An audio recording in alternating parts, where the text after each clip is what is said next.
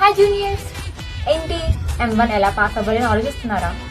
ఏం భయపడకండి, నేను చెప్పే ఈ టాపిక్స్ చేసుకుంటే మీరు పాస్ అవ్వడమే కాదు, ఈవెన్ ఇంకా మంచి మార్క్స్ కూడా స్కోర్ చేయొచ్చు.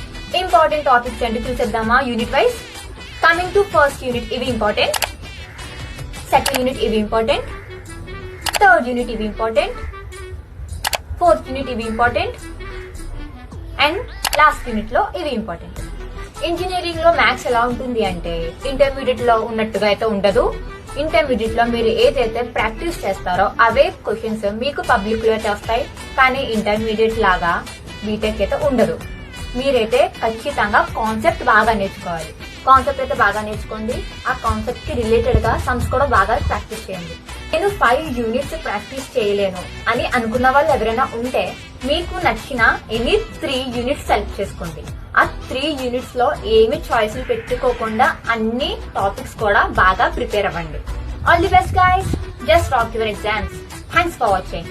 By by.